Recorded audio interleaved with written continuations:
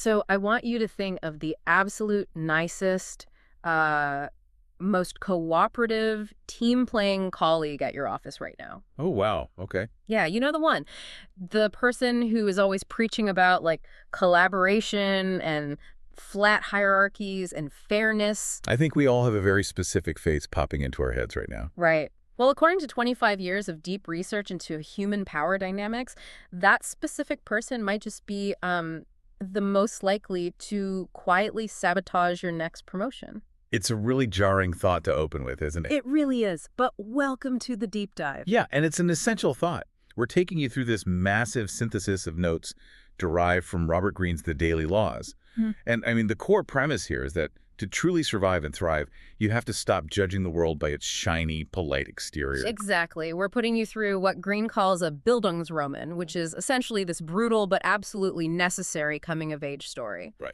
We want to rip off the Band-Aid of the naive social delusions we've all been spoon-fed since childhood. We really want to pull you out of the utter exhaustion of what's called tactical hell, and by the end of this conversation, transform you into a radical realist. Which is quite the promise. But to become a radical realist, we first have to, recognize why we are so exhausted all the time in the first place. Yeah. Okay, let's unpack this, because it starts with our brains, right? It does. We walk into the modern workplace operating on a fundamental misunderstanding of our own biology.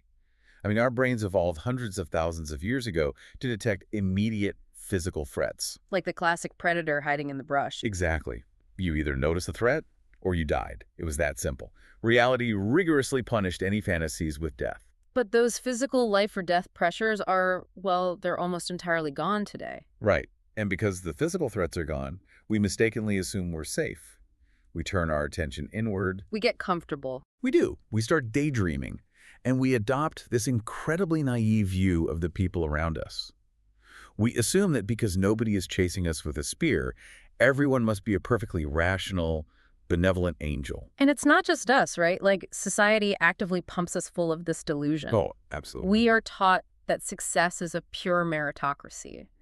You know, if you just work hard, you'll naturally be rewarded. Which is a comforting lie. Yeah, completely. Yep. We're told that our boss is deeply invested in our personal growth, or that colleagues who espouse progressive moral ideas are automatically virtuous people. Right. And that if you do someone a favor, they will naturally be grateful. It's just society hands us a fundamentally broken map. And then the reality of human nature just hits you like a truck. You get a job, you enter the real world, and suddenly you are completely blindsided. Yep. A colleague steals credit for your presentation. Your manager makes a wildly irrational decision just because they feel their authority was threatened. Oh, we've all been there. You find yourself swept up in this labyrinth of office politics that you didn't even know you were playing. And because you weren't prepared for the reality of human ego and self-interest, you end up trapped in tactical hell. I love that phrase, tactical hell, because it just perfectly describes the feeling of modern burnout. I mean, it's like we're trying to run this highly complex modern social software on ancient hardware that was just built for dodging predators. That's a great analogy. It's like trying to play a high-stakes game of chess while you are physically on fire. Yeah. You aren't thinking 3 moves ahead. You aren't planning a grand strategy. Bro, you're just frantically trying to put out the flames. Exactly. You spend your entire week reacting to everyone else's emotional chaos.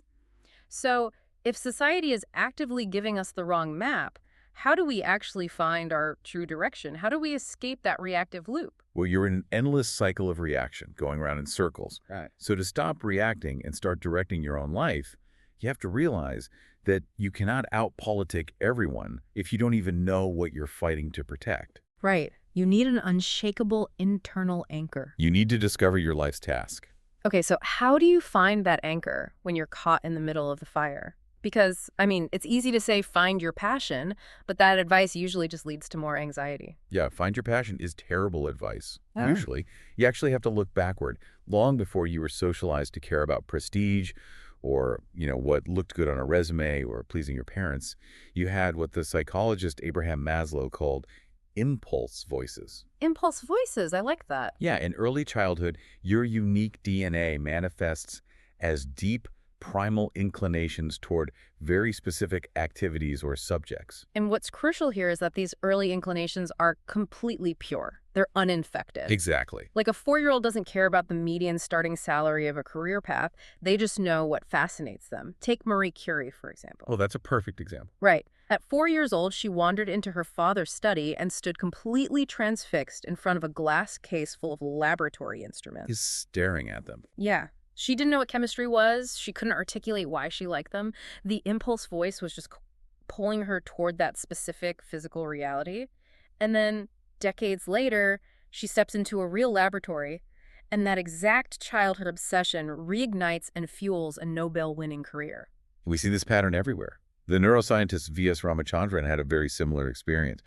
Growing up in Madras, he would wander the beaches collecting these highly unusual seashells. Just normal kid stuff, right? Well, no, because he wasn't interested in the perfect typical shell. He was obsessed with the biological anomalies, the weird ones. Oh, wow. Yeah, and he carried that exact same primal attraction to anomalies straight into his adult career, which, eventually led to groundbreaking discoveries in visual psychology and phantom limbs.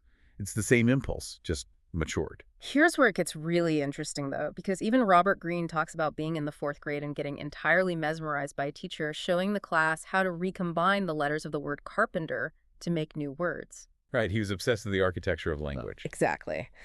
But here's the practical problem for you listening right now. Yeah.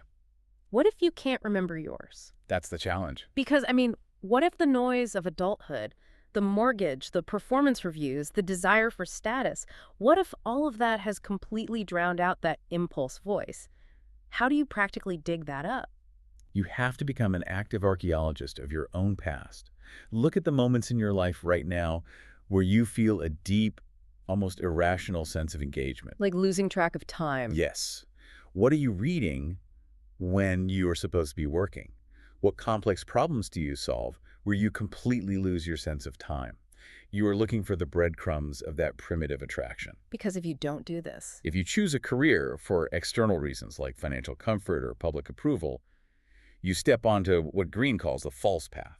and the false path always ends in burnout. Always. Because there's no internal primal fire sustaining you when the work inevitably gets tedious or difficult. You just empty out. Precisely. You have no anchor. But let's say you do the archaeological work. You dig back, you listen to the impulse voices, and you identify your true direction. Okay, I've got my life's task. I'm ready. Well, just knowing your life's task doesn't materialize it. Now you have to enter the execution phase. You have to undergo the ideal apprenticeship. Which honestly doesn't sound very glamorous in an era obsessed with overnight success and life hacks. Everyone wants the shortcut. Oh, definitely. Yeah. But it isn't meant to be glamorous. It is meant to be transformative. The fundamental rule of the ideal apprenticeship is that your goal is not money. It is not fame. It is certainly not a cushy title. Then what is it? The singular goal of this phase is the literal transformation of your mind and character. You have to submit to reality, actively drop your ego, revert to a feeling of childlike dependence, and absorb the rules of your chosen field. Wait, let me stop you there because I want to make sure we get this right. We've all heard the 10,000 hours rule, right? Yeah. Are we saying that if I just clock in, put my head down, and spend 10,000 hours repeating a task, I am biologically guaranteed to achieve mastery? Like, is it just a timer ticking down? Not at all, and that is a very common trap. People constantly confuse mechanical repetition with deliberate adaptation. Deliberate adaptation. Yes. If you just repeat the same mediocre habits for 10,000 hours, you just become a master of doing it wrong.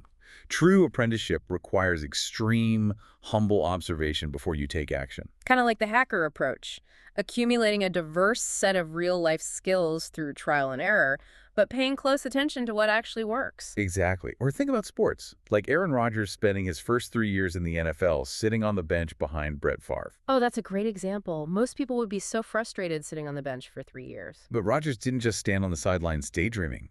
He engaged in intense, deliberate observation. He watched Favre's footwork in the pocket. He studied how he read the microscopic shifts in the defense, how he commanded the psychology of the huddle. He was absorbing it all. He absorbed the hidden mechanics of the game from the shadows. Or consider Eiji Ikimura, the legendary sushi master. Oh, yeah. He washed dishes for years, but he wasn't mindlessly scrubbing plates. He was watching the master chefs out of the corner of his eye, internalizing the exact angle of their knife cuts, the rhythm of their breathing, the flow of the kitchen. Wow. He was forcing his brain to adapt to a new reality. And you know, the neuroscience behind this adaptation is absolutely mind-blowing. We are talking about physically moving from the outside of a skill to the inside. Right. When you first start learning something complex, say writing code or playing the piano, you are on the outside. You have to memorize rules, look at your hands, and consciously think about every single movement. It's exhausting. It is, because during this phase, your frontal cortex, the conscious command area of your brain, works in massive overdrive. It literally expands in size and consumes a huge amount of metabolic energy. That's why learning a new skill feels so physically draining. Yes, your brain is treating every piece of new information as an emergency that requires your full conscious attention. Like, pay attention, this is hard. Exactly. But as you engage in that deliberate practice, that careful observation over thousands of hours, usually around 7 to 10 years, a biological shift happens. The neural pathways associated with that skill are delegated deeper into the brain, down into the basal ganglia and the motor cortex. So the skill actually gets hardwired. It does. Yeah. And when that happens, your frontal cortex physically shrinks back down to its normal size and quiets completely. That's wild. You aren't consciously thinking about the syntax of the code or the angle of the sushi knife anymore. You just do it. That quiet frontal cortex is the biological signature of mastery. The tool is no longer an external object you are manipulating. It has become a literal extension of your nervous system. It's an incredible biological process. You literally become the skill. You do. But, okay, here's the massive catch that we really have to confront. Let's say I follow the map. I listen to my impulse voices. I endure the 10,000 hours of deliberate practice. My frontal cortex is quiet, and I am an absolute master of my craft. Okay. If I take that mastery into a modern company, I can still get completely destroyed if I don't understand the people around me. Oh, without a doubt. Which brings us right back to the beginning of our conversation. Mastery of a technical skill is totally useless if you do not master the social environment. You have to protect your life's task from the games people play. Yes. And to do that, you have to understand power. In any environment, people generally fall into 3 categories based on how they handle power. And most people fall into 2 extreme camps, both of which are highly dangerous. Right. First, you have the deniers. These are the people who claim power dynamics don't even exist. They act like the workplace is this utopian family where everyone is perfectly equal. But if you watch their actions closely, the deniers are almost always the most passive-aggressive people in the room. Oh, 100%. Because they refuse to be openly ambitious, because they want to protect their saintly image, they play these slippery, covert games to get what they want. They'll withhold information or use guilt to manipulate you, all while claiming they hate office politics. And then you have the opposite extreme, right? The aggressive Machiavellians. Yes. These are the active con artists, the toxic individuals who view everyone around as just a pawn on a chessboard. They manipulate openly, but their fatal flaw is their ego. Always the ego. They inevitably overreach, they alienate all their allies, and they experience a massive, spectacular fall from power. Which means your goal is to avoid both of those extremes and embody the third type. You want to be the radical realist. The radical realist. The radical realist accepts human nature exactly as it is, flawed, insecure, and driven by self-interest, rather than how they wish it to be. They arm themselves with psychological knowledge to protect their work without becoming toxic themselves. So how does a radical realist actually operate in an office where everyone is constantly wearing a mask? Like, what's the practical tool? They rely on what Machiavelli called the effective truth. The effective truth. Yes. The effective truth requires you to completely ignore the noble, sanctimonious words coming out of someone's mouth. You have to judge them exclusively by the actual results of their actions over time. Okay, walk me through a scenario. How do I apply the effective truth tomorrow morning at the office? Sure. Let's take the grandiose leader archetype. Oh, we all know one of those. We do. This is the manager or CEO who constantly talks about being in the trenches with the team. They wear casual clothes, they insist everyone call them by their first name, and they loudly preach about having a flat hierarchy where every voice matters. Right, my door is always open kind of vibe. Exactly. That's the shiny exterior. But look at the effective truth of their actions. When a crisis hits, who actually makes the final unilateral decisions? When the company succeeds, who takes the massive bonus? When a project fails, who gets quietly fired to protect the leader's reputation? It's almost always them making the decisions, them taking the bonus, and the team taking the fall. Exactly. Their pretense of equality and casualness isn't real. It's a manipulation tactic. It's specifically designed to disarm you, to make you drop your professional guard so they can demand a cult-like loyalty from you without ever having to earn it. Wow. The radical realist sees right through the casual clothes and the friendly first-name basis and looks directly at the distribution of resources and accountability. Okay, I have to push back on this a little because it feels incredibly heavy. Sure. If I walk into work tomorrow assuming my friendly, casual boss is secretly manipulating me for cult-like loyalty, doesn't that just make me a miserable, paranoid cynic? Isn't that a deeply exhausting way to live your life? It's a natural reaction to feel that way, but it completely misses the core philosophy here. It is absolutely not about cynicism. It is about immunization. Immunization? Yes, think about what happens when you are blind to human nature. When you walk around assuming everyone is a selfless angel, you are constantly blindsided. When a colleague betrays you or a boss throws you under the bus, you feel deep personal hurt. Right, you feel betrayed. You feel angry, helpless, and victimized. You take it personally. But when you understand the effective truth, you immunize yourself against that emotional roller coaster. Ah, because it's no longer a personal attack. It's just human nature running its ancient, predictable code. Precisely. You learn to use the ultimate decoding question from Roman law. Cui bono? For whose benefit? Well, no. When a project suddenly gets delayed, when a piece of communication from another department is suspiciously vague, or when someone starts acting overly nice to you out of nowhere, you don't get emotional. You ask, who ultimately benefits from this confusion? You trace the motive. Once you trace the action back to someone's self-interest, it ceases to be an emotional attack. It just becomes a data point. You gain incredible emotional balance because you're no longer a victim. You're a scientist observing a specimen. That is a massive paradigm shift. Instead of getting burned alive by the fire of office politics, you're just stepping back and studying the thermodynamics of it. That's a perfect way to put it. You can see exactly how the heat moves, and you can navigate the room without ever letting the flames touch your life's task. That is the essence of the freedom Greene is talking about. You don't have to play the nasty games, but you can spot a manipulator from a mile away and quietly step out of their path. We've covered a tremendous amount of ground on this personal Bildungsroman today. We really have. We looked at how our predator-detecting brains leave us incredibly vulnerable to the subtle, toxic games of the modern world, plunging us into the reactive exhaustion of tactical hell.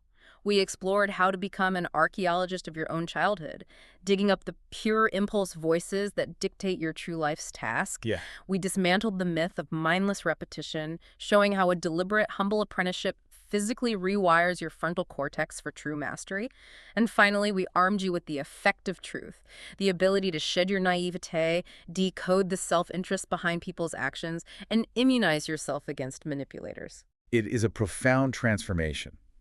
But, as we wrap up, I want to leave you with one final lingering concept from the sources to deeply consider as you navigate the noise of the coming week. Okay, what is it? It's the concept of the inner Athena. Athena, as in the Greek goddess of wisdom and strategic warfare. Yes. The ancient Greeks, particularly the statesman Pericles, believed that we all possess a higher rational self, a force called nous, or divine intelligence, which is embodied by the spirit of Athena. I love that imagery. This inner Athena is not overly emotional. She is eminently practical. She is the calm, calculating voice of reason that pulls you upward, demanding that you look at reality objectively. But here is the tragedy. She is in a constant daily war against your lower primitive self. The self that wants to panic. A self that is desperate to sink into emotional groupthink, to react impulsively to every slight, and to join the madness of crowds. And if you think about it, modern society, with our endless digital connectivity, algorithm-driven outrage, and constant Slack notifications, it is perfectly designed to suppress that inner Athena. It absolutely is. Society profits off your primitive self's reactions. So the question we want to leave you with today is this. What specific steps will you take tomorrow to consciously summon your inner Athena? When the office politics flare up and the crowd starts panicking, how will you protect your life's task from the noise? The map that society handed you is fundamentally flawed. It's actively pointing you in the wrong direction. It is entirely up to you to start drawing a new one based on reality. Your apprenticeship starts today. Thank you for joining us on this deep dive. Start observing the effective truth, start listening to those early impulse voices, and we will catch you next time.